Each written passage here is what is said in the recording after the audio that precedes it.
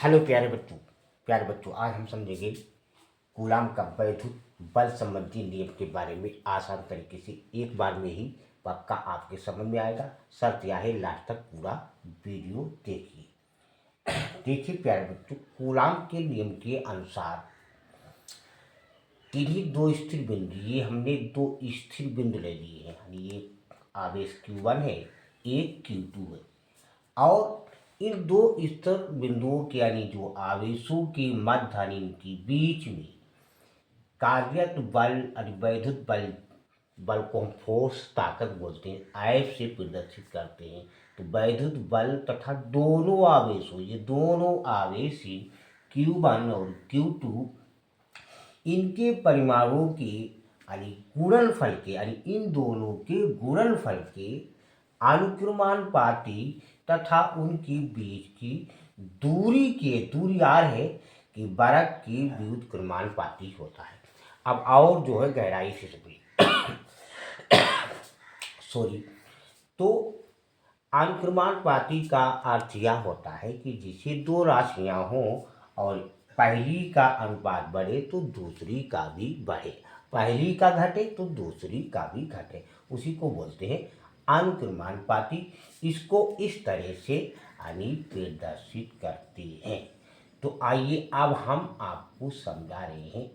क्या कहा परिभाषा में, इसको दो तरह से और भी इस तरह से कह सकते हैं कि दो स्थिर बिंदु, ये स्थिर बिंदु कर दिए कि बीच लगने वाला आकर्षण या प्रतिकर्षण बल। आकर्षण का मतलब जिसे अपनी तरफ खींचे, जिसे एक आवेश Q प्लस में है और एक माइनस में है तो आकर्षण होगा, दूसरे को खींचेंगे। और जब एक ही तरह के हों यानी विजातीय हों, जैसे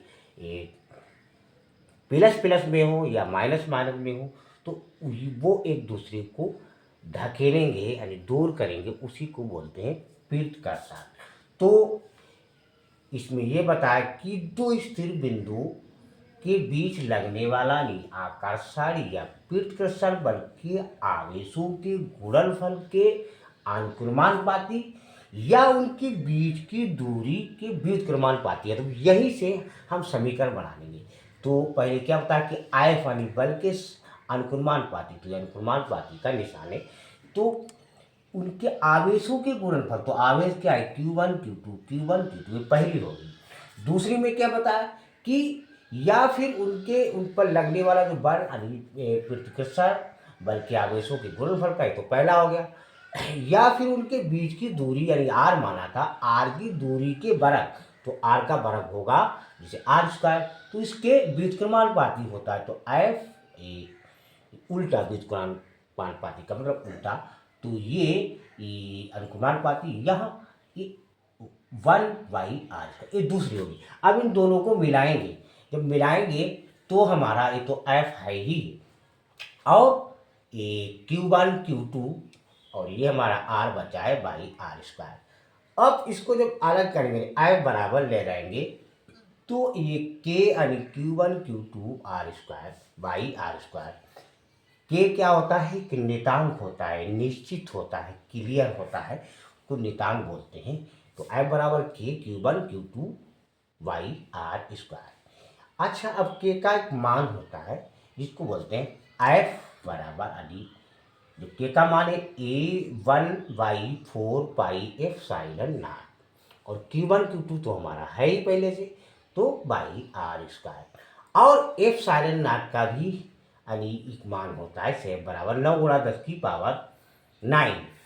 और Q1 Q2 तो है ही r², को न्यूटन बोल देते हैं, न्यूटन प्यारे बच्चों।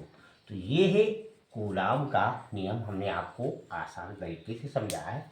वीडियो अच्छा लगा हो लाइक सब्सक्राइब कमेंट शेयर अवश्य कीजिए।